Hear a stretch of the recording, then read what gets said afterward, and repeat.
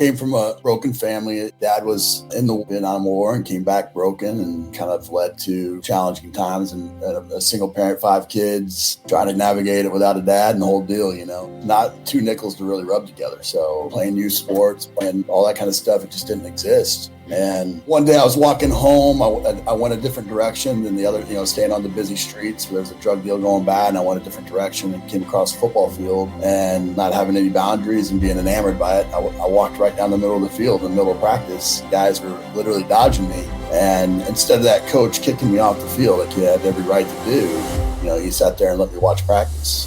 That one split-second decision, he's never thought about that one time since, but that one split-second decision literally changed my life.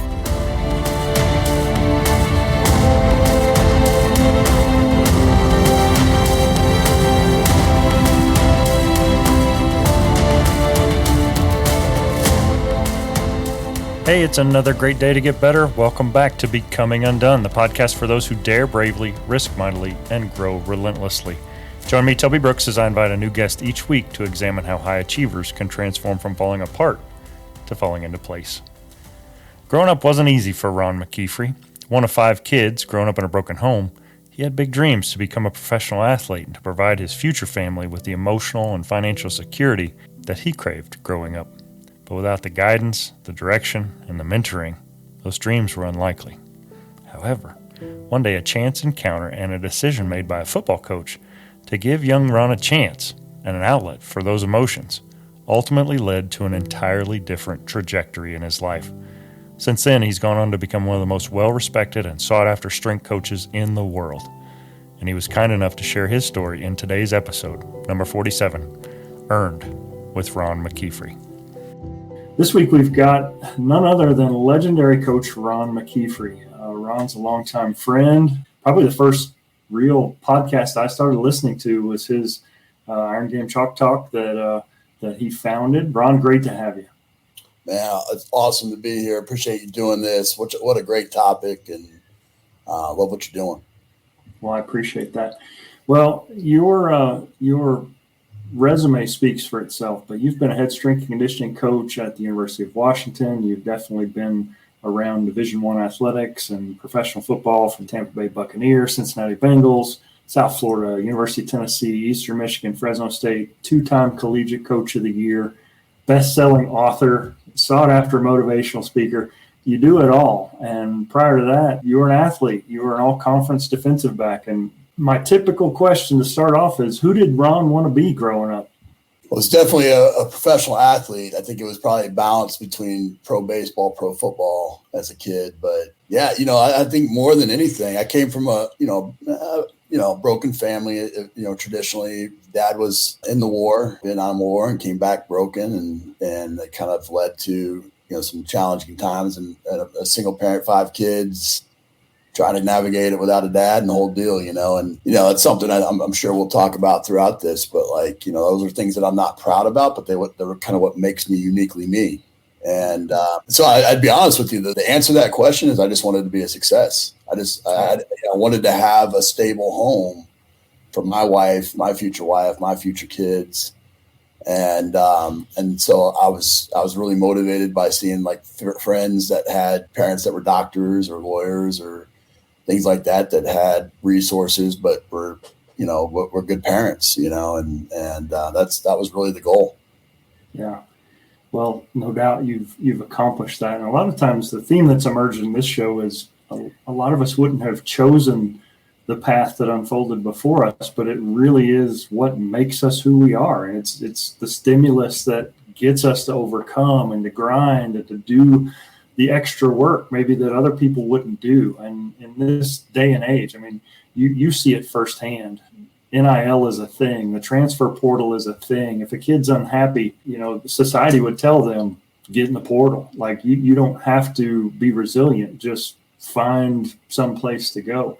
That wasn't really how things were growing up in our era. So I guess let's take it all the way back. You kind of touched on this, but start at the beginning, wherever that was for you. When we grew up single parent, 5 kids, inner city Kansas City, and not 2 nickels to really rub together. So playing youth sports, playing all that kind of stuff. It just didn't exist. And one day I was walking home. I went a different direction than the other, staying on the busy streets where there was a drug deal going bad, and I went a different direction and came across a football field. And, not having any boundaries and being enamored by it, I walked right down the middle of the field in the middle of practice, and guys were literally dodging me. And instead of that coach kicking me off the field like he had every right to do, he sat there and let me watch practice. I'm going to go ahead and squeeze in right here because after hearing this again during editing, it is crushing me. Ron grew up poor. He didn't have a dad in the picture, and life for the family was rough. I've got friends who are teachers and coaches and athletic trainers who work with youth all the time. And consistently, they tell me that the kids who act out the most rarely do it from a place of evil. They aren't trying to be troublemakers. Many of them are just acting out. They're carrying emotions and responsibilities that they shouldn't have to at such a young age. And as I listen to Ron recount his story, I find myself choking down some pretty painful emotions. To hear Ron reflect on how his coach's split-second choice to give grace instead of discipline, it absolutely cuts me to my core. Let me explain. Without a doubt, when I reflect back, a low moment in my life happened when I was helping to coach my son Tay's Little League team. They were probably 11 or 12 years old. One of the kids on the team had a terrible attitude, and we had dealt with it all season. And one at bat, after a strikeout, he was pouting and walking back to the dugout, and I heard him mutter some cuss words under his breath. Now, these are 11 and 12-year-old kids, so I called him on it, and he immediately fired back at me in a highly disrespectful tone, and I went off. I lost it. I let him have it. I told him right then and there in front of his teammates, in front of the fans in the stands, in front of the other coaches, that he would respect the game. We would respect our teammates. We would respect our coaches. And I threw him out of the dugout. Not physically, but made him leave. It's exactly the way I'd been raised. And in that moment, I thought I was justified in teaching him a lesson in respect. Years have gone by since then, and I've later discovered that player, I'll call him Mike, that kid that I had coached right out of the dugout that night, he was from a broken home. His mom had her hands full, and she thought signing her son up for Little League would be a way for him to make some friends and get the influence of some men in his life. Mike later got into even more trouble, and I heard from another coach later that he got kicked out of school, and he was being sent to an alternative school due to disciplinary issues and drug use. I'm not sure where Mike is today. But then I hear Ron tell his story. Ron McKeefery is one of the most successful strength coaches in the world. He's been successful everywhere he's been, which includes stops in the NFL, several D1 colleges, as a speaker, as an entrepreneur, and all that happened because he was a successful college athlete, which happened because he had been a successful high school athlete, which happened because one day, when he was being disruptive and acting out and doing what kids who are troubled do, his coach chose not to go off. His coach made the harder choice to go in. He gave Ron a chance, and to Ron's credit, he took it. Who knows where Ron's life would have ended up if in that moment his coach had done what Mike's coach did, me, what I did. I will forever be sorry to Mike. I squandered a chance that Ron's coach captured, and it's a powerful lesson for all.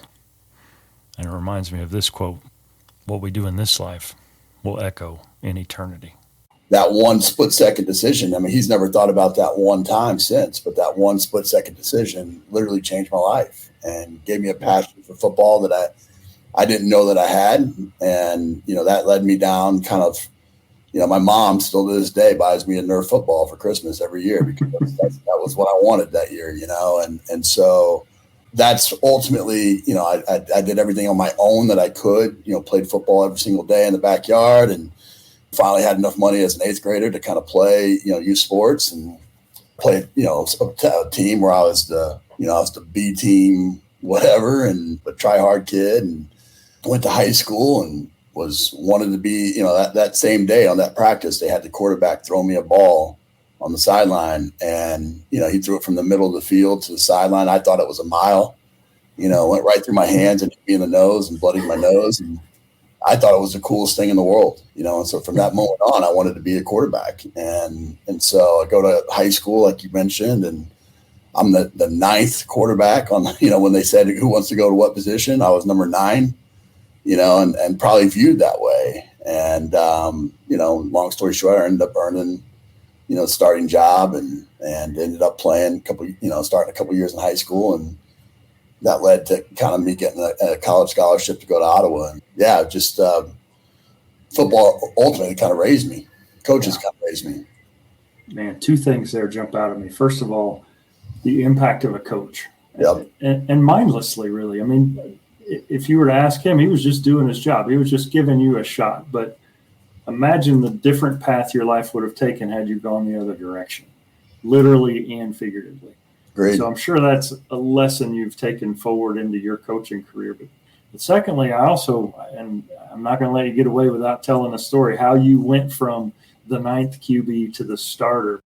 This is really, this is early 90s, late 80s, I guess. And we're still just now starting to get into film and those types of things. And, when everybody was taking snaps, I wasn't in the top 3, so I wasn't getting the majority of the snaps right away.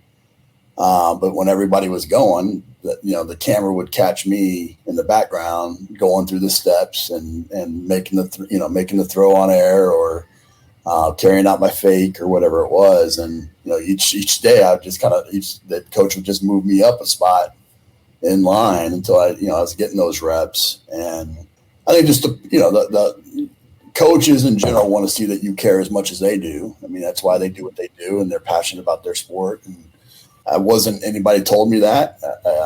I don't think so anyways. I just was like, man, I want to take as many, I want to try to be good. And so I did that. I put a tire up. Found a tire that was in a creek bed that I dragged out and cleaned up and hung it from a tree and threw the ball every night.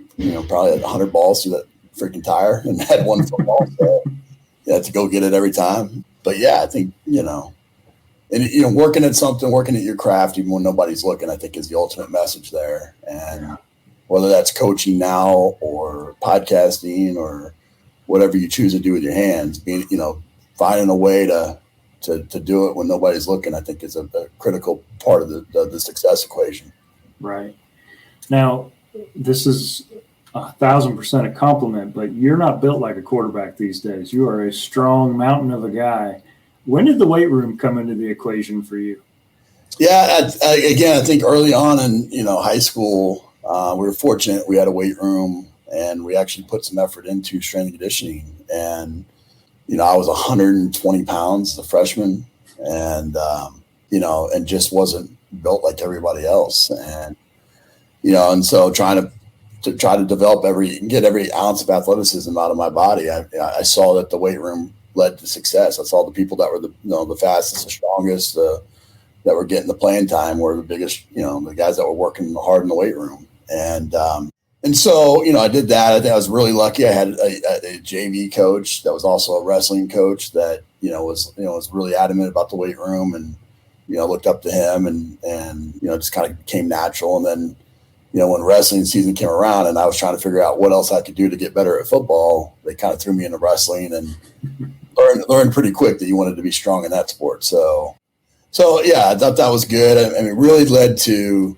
part of it was just performance and trying to get better. Part of it was vanity at that age, right? Just trying to look good for the girls and whatnot. But then, as I went into college, and I originally went to go be a physical therapist or a doctor, those were the choices that I was headed towards. I graduated with a biology degree, and it wasn't really until my senior year that I knew that even coaching, being a strength coach, was possible, something that you could do. And so, I saw the success of the weight room and how that applied. I had a interest in the science part of it, the anatomy and physiology part of it. And we're just thinking about going physical therapy or med school, and figured out that all of a sudden I could combine my love for sport and football with kind of the science nerdy kind of what I was learning about and enjoying became a no-brainer. Yeah. Well, I think there's that moment of clarity when it clicks for many of us, where sport is such a critical part of my life growing up, and coaches, whether athletic trainers, I mean, a lot of us that stick around it even well beyond what would have been our playing days. And for you, you extended that career from high school. You were an all-conference defensive back. And then at some point, you kind of hang the pads up for the last time. What was that transition like out of football for you? Really hard at first. Really hard. I mean, I've cried 3 times in my adult life, and walking off the field in my last college game was one of them. And, really, I mean, I had some excitement in that, knowing that I was going to go into coaching, and that I was, trying to make that happen, and already kind of had some things lined up potentially. So there was definitely some excitement with that. But, when something's such a big part of you, and, that kind of daily motivation, that daily kind of accountability, all of a sudden gets taken away from you. Now it's not, ultimately it is you, there's a little bit of trepidation there, but I think, fortunately for me, I stayed in coaching, and I think that was probably cheating, staying in as close to the field as I could get. Right. Well, certainly you found success and continue to parlay that at the next level. Up to that point, like when you completed your undergrad career, what would you say your relationship with failure was? Was it all just success and just climbing the ladder, or were there setbacks along the way? And if so, what did they teach you?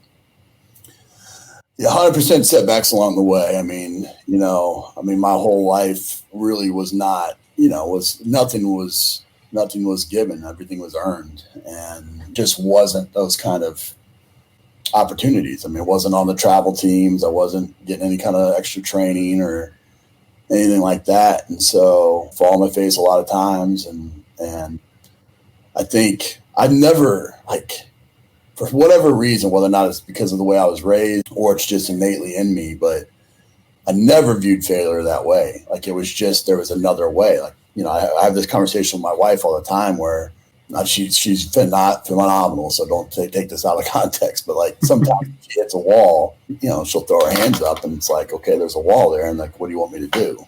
And for me, it's like, okay, there's a wall there, so now let's back up. I'm either going to go to the right, or I'm going to go to the left, or I'm going to jump over that thing, or if it comes down to it, I'm just going to back up and run through it, and I've always kind of viewed those obstacles as overcomable if you're willing to work at it and find the method. I think you just look and you see people that have had any kind of success, and it's always been a part of the equation. So it's never easy going through. It's it's easy preaching, tough living, right? But to me, it's a part of the process. Yeah, no doubt about it. You've taken those lessons and you've applied them to the next generation, whether that's athletes who've worked under you, whether that's coaches. Your coaching tree is phenomenal. You've got coach of the years who have trained under you. What do you think the lesson or the value of that failure has been for that next generation, whether they be coaches or athletes? How have you used maybe things that weren't ideal for you to inspire or encourage those that you work with? Yeah, I think you got to challenge people. The fundamental principle of strength and conditioning is overload, right? And to adapt, it has to be pushed past its present capacity, right? And so I think I've just taken that same principle to almost every aspect of my life, whether it's parenting or being a husband or coaching coaches or, things along those lines. And so challenging those people that you're tasked or that you're blessed with to be able to work with, putting them in those environments and giving them enough resources to continue to find their own path and to success, and then being an encouragement when they do fall, and help them pick themselves back up, but also be there to be encouraging and to push them back in the right direction. I think that's why I love what I do. I mean, come every single day. I think that's these lessons that we're developing in the weight room. You're working with teammates. You're allowing yourself you're dealing with success every day. You're dealing with failure. You're motivating the person next to you. You're allowing yourself to be motivated. These are all things that you develop those skill sets, you're going to be successful in a lot of things, and it happen every single day in the weight room. And so one of the reasons why I was drawn to this profession so much, because it's a daily process and nothing happens overnight. It's something that's, all of a sudden you put a lot of time in and you look up and you're like, man, like freaking, I gained 20 pounds. I'm running faster. And it was, every little day stacked on top of the other. Yeah. So you've spent your entire career in strength and conditioning, but certainly you haven't just taken a job and stayed there. It's kind of the nature of the business that you tend to bounce around, and not just you, but to make it to that next level, there's always kind of that pressure. And if you align yourself with a coaching staff and they either get fired or they get promoted, I mean, it's a tumultuous industry. So what did you tell yourself or even your family during those many moves as you were pursuing your own professional goals and aspirations? Yeah, it's crazy because even though I have moved quite a bit in this profession, it seems like, I was at South Florida for 10 years. I was at Tampa Bay for, 3 years before that. So I was in Tampa for a long period of time between NFL Europe and Tampa Bay and University of South Florida. And I never really felt like we moved that much, but I think the answer to your question is that we looked at everything like an adventure. I just told this story to our interns earlier today. I have friends, my wife has friends that have never left Kansas City and never, ventured outside of that realm. And so when they're just not very worldly when it comes to seeing the world a different way or those types of things. And so we get a chance by working in the Southeast and now the Pacific Northwest and California and Michigan and Cincinnati and all these different places. Like, we've gotten a chance to experience a lot of different cultures, a lot of different ways. And I think it's made my kids more resilient. It's made our family more resilient. And so we've gotten to the point where it's just part of the process. It's part of what we do, and we accept it and kind of look forward to the challenge. It's not easy for sure. Like, buying and selling houses is never fun. Moving is never fun. Building relationships and then kind of going on to the next one's never fun. Or leaving people that you care about, but it's a part of this career. And I think just in general, whether or not it's strength and conditioning or, interacting with coaches or players or administrators, faculty, whatever, there's going to be people that you like and you don't like. There's going to be things that you agree with and you don't agree with. But I always try to find the good in everything. And I try to find the good and leave the bad. And I think, by doing that, finding the good in every situation and kind of leaving the bad in every situation, I think it's resulted in us being excited about those next steps. Absolutely. There's another story of yours it's a sidebar in one of the books we worked on together. I edited it, I think. I don't remember which one it was, but you tell a story of when you were working in the NFL and it was draft day, and we're not far removed from draft day. And the team had one pick remaining, and It was your job. Tell me that story, because I love the message behind it, and I think it's so inspiring for people who feel like sometimes we're just toiling in obscurity. Why bother? Why try today? Right. Yeah, I was in NFL Europe, so we had a draft. In NFL Europe, it was an allocation draft, and then it was a draft. And I'm a young coach, probably 22 years old, 23 years old at the time, 22 years old actually. And, I'm in the draft room, and it was nothing more than a hotel or whatever that we were, kind of made in a draft kind of war room. And this is still VHS days. And the defensive coordinator was trying to decide between two defensive ends. And so he said, hey, Ron, go over and get me, X player and X player's video. And I was a strength coach. I'm in a draft room. I don't have really anything to do with personnel. I'm a young coach. So I'm kind of I'm just kind of the gopher guy, in that setting. And I go over to the box, and there's 12 VHS tapes of each of these guys' games. And I look back at him. I'm like, hey, coach, which tape do you want me to grab? He's like, I don't care. Just grab one of each. So I could have grabbed the second game, the 12th game. I don't even know which game I grabbed from each guy, but I just grabbed two videos, and he popped it in, and he literally watched one play. of each player, competing. And the guy that had the better play is who we ended up drafting. And there's a ton of work that goes into watching these guys. And they were both, maybe, I don't even know what round it was. I think it was actually early. That might have been our first pick. Wow. So, both guys were good. We were going to win either way, with the guy that we got. But it was a good lesson to kind of take around. Like, you don't know which play, the coaches are watching. It could be any, the eye in the sky, right? And it goes back to the story of me doing the things in the background, right? Of whatever you're doing, behind the scenes, your resume is your effort. And his effort on that one play got him drafted, and the other kid got drafted too, I'm sure, but that made a decision. And it taught me a lesson just in that moment to make sure that you're always being evaluated. You're always, you're always inspiring. You're always being watched. And so try to live your life in a way that can be both inspiring and motivating, that you can be proud of. And I talk to our interns a lot of times about coaches and my coaching staff of, if we watched the workout through a glass and they couldn't hear you coach and they couldn't, hear your technical cues and all those types of things, or your athletes for that matter, would they be able to know what they're doing and be able to execute and move around?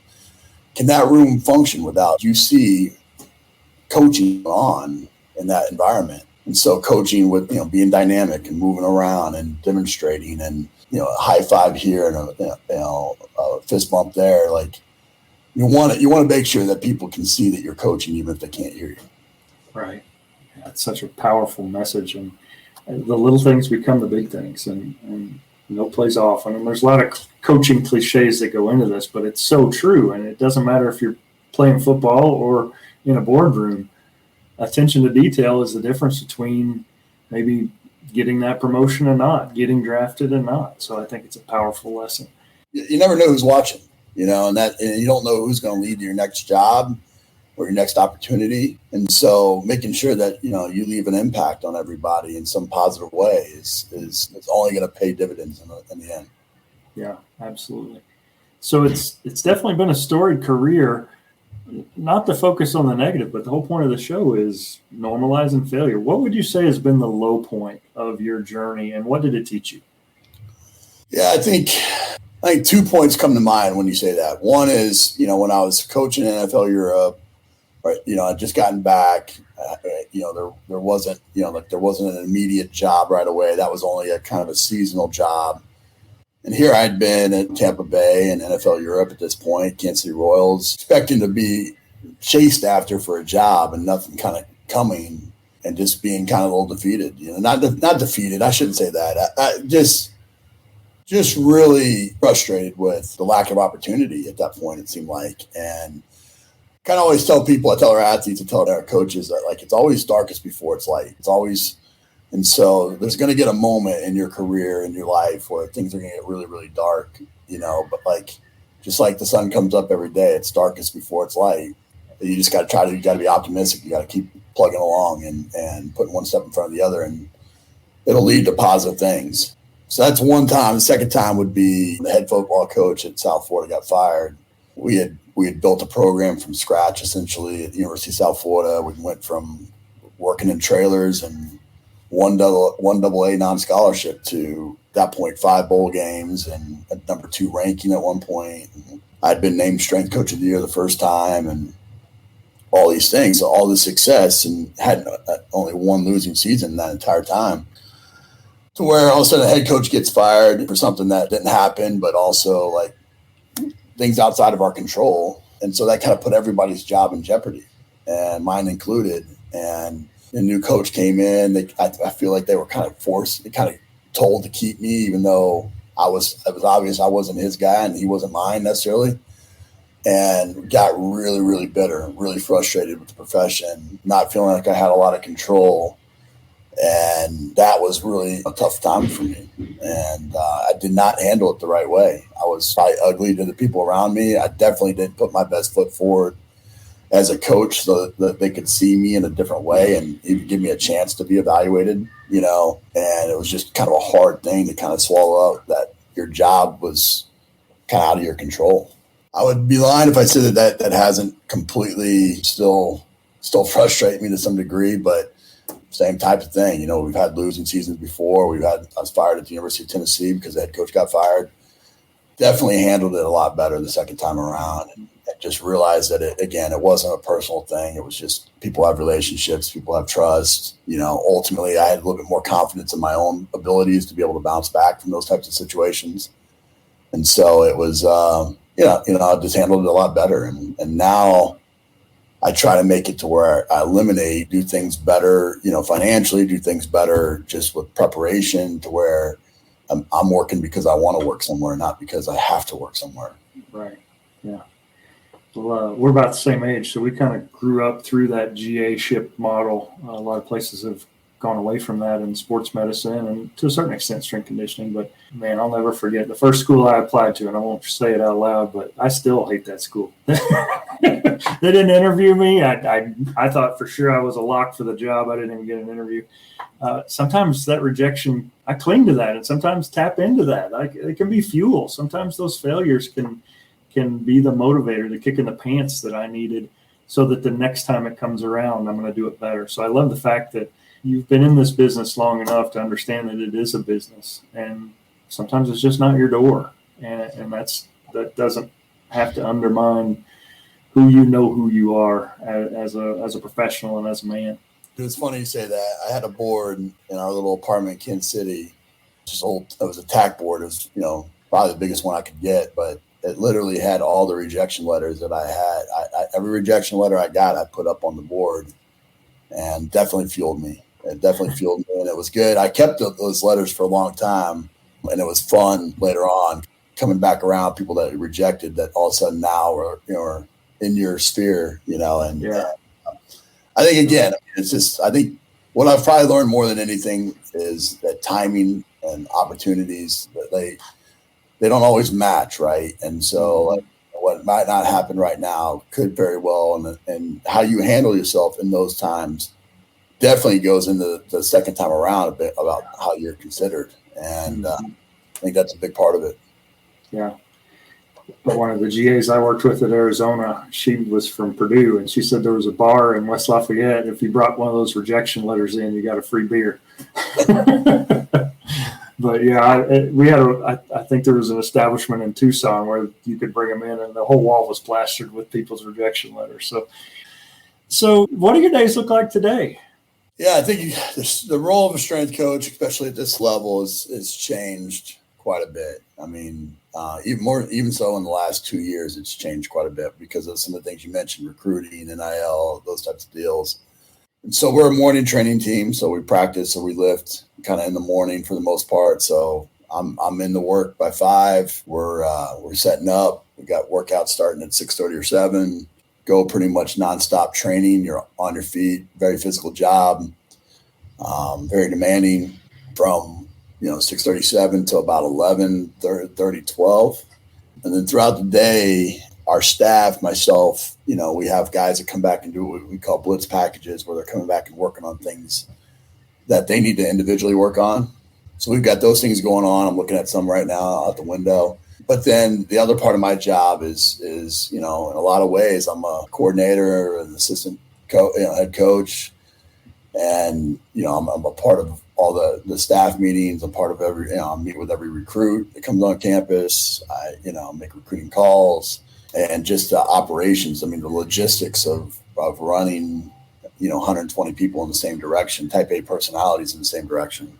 It takes a lot of logistics and admin. And so a lot of the rest of my day is kind of caught up in being almost like an assistant football coach. Mm-hmm. And so our staff is even structured in a way to where I'm the head strength coach when I'm on the floor, but then kind of the rest of the day, my top assistant becomes the head strength coach, and I kind of go become a football coach. Right. I think this era has certainly turned the profession of strength conditioning somewhat on its ear. I mean, there was a time when you're late for workout, punishment runs, and there were real strong disciplinarian toughness, mental toughness as part of what it meant to be a strength coach.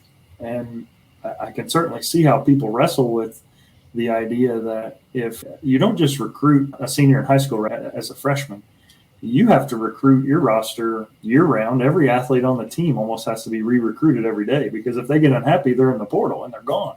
Right. So how have you seen maybe the personal touch or the emotional connection with your athletes maybe morph over the span of your career in this era? Yeah, it's a good question. I think NIL and all the one-time transfer and all that. I mean, you really. I think I've been very fortunate with the fact that I had an NFL career as well. I mean, I think in the NFL, you got guys that have a pretty strong opinion as to what they think is right and wrong from the training that they've done. You know, they've all had college and performance facilities and all these types of things, and so they have an idea of what they want to do. So, and the NFL is more about like tricking them. How many different ways can you get this guy to squat, right? And without telling him that he's squatting, or the creativity of that.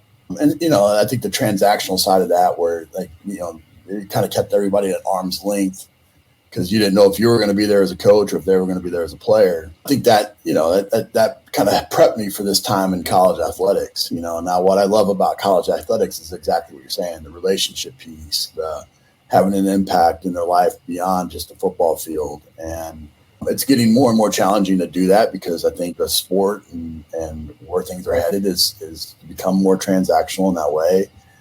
But it's all the more reason, like, deep personal connection and relationship kind of stands out and you know, in that kind of space. You know, when everybody's being transactional, if you're deep and you have an understanding of what they want to do when they're out done with football, if you have an understanding of what their hobbies are, you find ways to pour time into them. I mean, we talk to the athletes all the time about, like, we got to be a part of your life outside of the 2 hours that you're in the weight room. And you know, those are the 22 hours that you could possibly mess up everything that we just did, you know? Right. And so we find different ways and we embrace the things that, you know, most guys our age fight to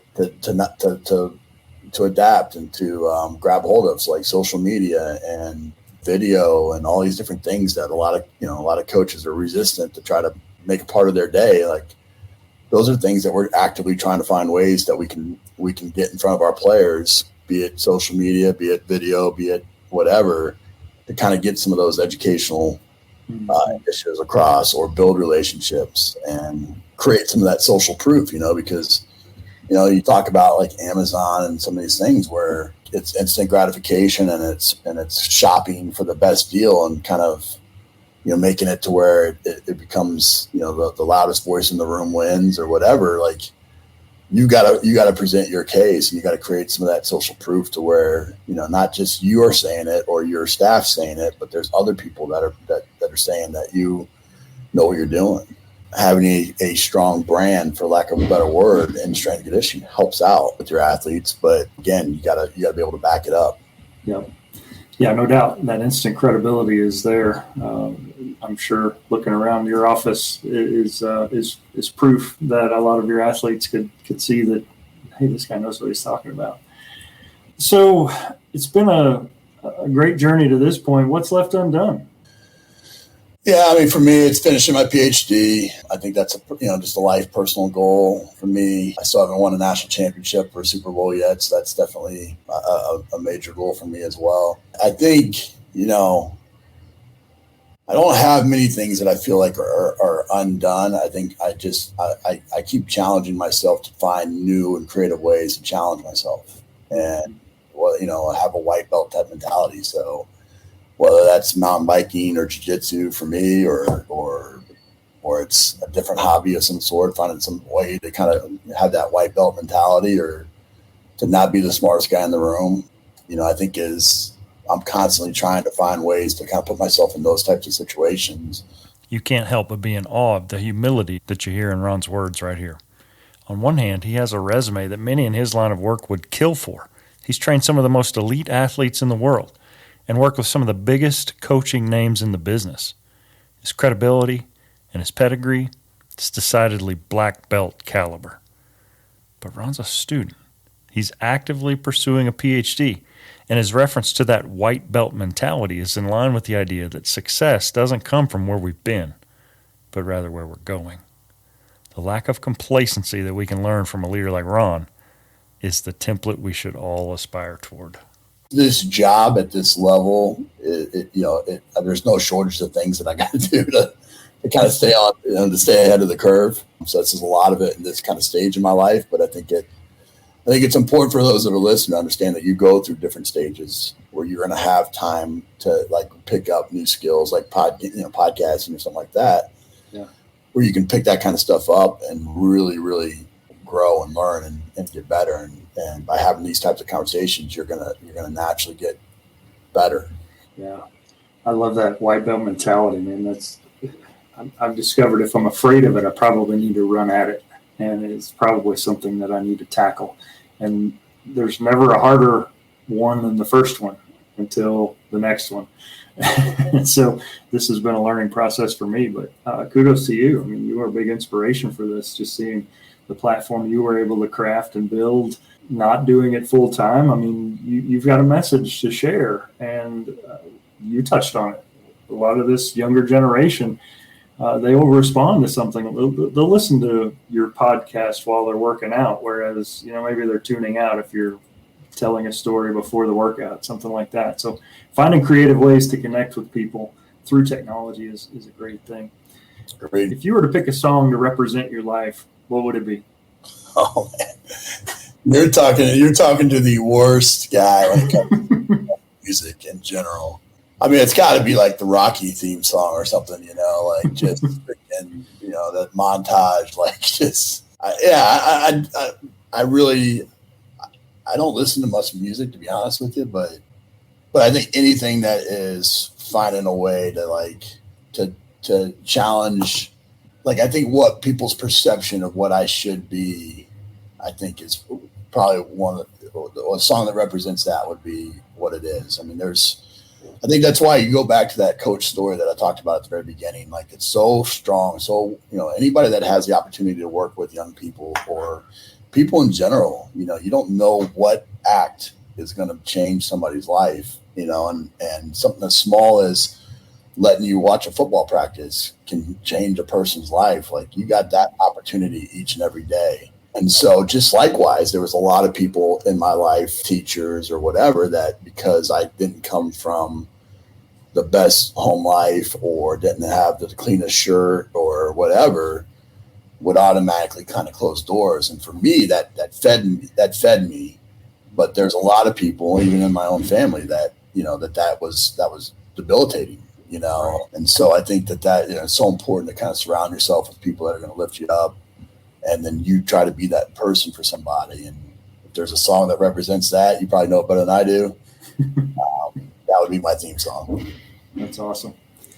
Well, Ron, you're a best-selling author. You've got a couple of books, several books out, and been in the podcasting space. Sounds like maybe starting another one up. How can listeners connect with you and the work that you're doing? Yeah, at McKeefery is probably the easiest way. I'm saying this to sound like a pompous jerk, but I do get a lot of messages. I do try to respond to everything. And so whether it's email or social media messages, I do try to respond to everything, but it's just usually at 3:00 in the morning when I can't sleep or something, And so that's probably the easiest thing. I think Stages of Life just is a big job up here in Washington. And so I'm not doing as much from the writing standpoint of the podcasting and things like that. But I think anybody that's in the Seattle area that wants to come and watch a training session or come hang out with our staff or just kind of be a part of us for the day, you're more than welcome. I think the proof's in the pudding. I think what we do, I could get on here and I could say anything I want about how motivating I am or this environment is or whatever, but I think you got to see people in action. And so hopefully that comes out if you come watch us train. Yeah. Well, for the strength conditioning folks listening, you just launched a new internship, right? With the sports science bent. I think I saw that drop last week. I don't know if that's accurate or not. Yeah, it's performance analyst position. So just trying to, I think, you're limited in NCAA with the number of strength coaches that you can hire. And so partly because of that and trying to continue to build opportunities, but also because of the emergence of sports science and analytics in our space, trying to create some staffing in those roles and it bleeds into strength and conditioning, of course, but it's, but yeah, I think, I'm just trying to do my part to help grow the profession. Yeah. Well, Ron, I know you're a busy guy. I sincerely appreciate you taking the time to chat with me today. It's been a pleasure. You are an inspiration and have been and continue to be. I told you I tell those two stories to pretty much every student I ever have, and I credit you when I tell them. I love them both and the message that you're communicating by telling them. So if there's ever anything I can do to return the favor, you know where to find me, my friend. I appreciate it, man. Thanks for doing, this too. I know how much work goes into setting these up and producing them and putting them out there. And I know everybody appreciates it. And again, if you can take one or two things away from every one of these episodes and practically apply them each and every day, it accelerates your learning curve as a coach. Yep. So appreciate that. Awesome. Ron McKeefery, thanks so much. Thanks, buddy. Ron couldn't be more spot on here. On one hand, I'm a bit embarrassed to even release this episode, and it certainly isn't because of Ron. His part was gold. The audio came through loud and clear. His point that you learn something new from every conversation and every attempt to publish an episode is coming from a place of experience. The show he founded, Iron Game Chalk Talk, was at one point an iTunes Top 100 rated podcast. And as Ron alluded to, since taking over his spot at Washington, he hasn't had the time to commit to writing and podcasting as he once did. He's since handed the show off to Isaiah Casalia, who's carried it on in spirit in Iron Game Chalk Talk 2.0, which is available on Apple Podcasts, Spotify, and everywhere else. Check it out. But the embarrassing part for me is that after we finished our conversation, I realized that the microphone that I thought I was using when we chatted was actually off. Instead, my audio was picked up by the onboard mic in my laptop. So if you thought I sounded like I was recording from the inside of a drainage ditch this episode, it's because I failed. And as I learned in episode 46 with Tim Kite, failure is feedback. I fixed some things since recording this episode with Ron, and I've resolved to never let something like that happen again. So my apologies this week for the terrible sound quality on my end, but I'm forever thankful to Ron for sharing his inspirational story and dropping some serious knowledge on us. I look forward to calling you Dr. McKeefery very, very soon. For more info on today's episode, be sure to check it out on the web. Simply go to undonepodcast.com/EP47 to see the notes, links, and images related to today's guest, Ron McKeefery. If you've enjoyed the show, I've got just one simple request. Would you be so kind as to share it with someone else? I'd really, really appreciate it. I know there are great stories out there to be told, and I'm always on the lookout. So if you or someone you know has a story that we can all be inspired by, tell me about it. Surf over to undonepodcast.com, click the contact tab in the top menu, and drop me a note. Coming up, I've got original American gladiator Darren Malibu McBee, cancer researcher Phil Anton, and Dr. Garfield Bright, one of the original members of the iconic and award-winning 90s R&B quartet Shy. So stay tuned. This and more coming up on Becoming Undone. Becoming Undone is a Nitro Hype creative production written and produced by me, Toby Brooks. If you or someone you know has a story of resilience and victory to share for Becoming Undone, contact me at undonepodcast.com. Follow the show on Facebook, Instagram, and LinkedIn at Becoming Undone Pod. And follow me at Toby J. Brooks. Listen, subscribe, and leave us a review at Apple Podcasts, Spotify, Google Podcasts, or wherever you get your podcasts. Till next time, everybody, keep getting better.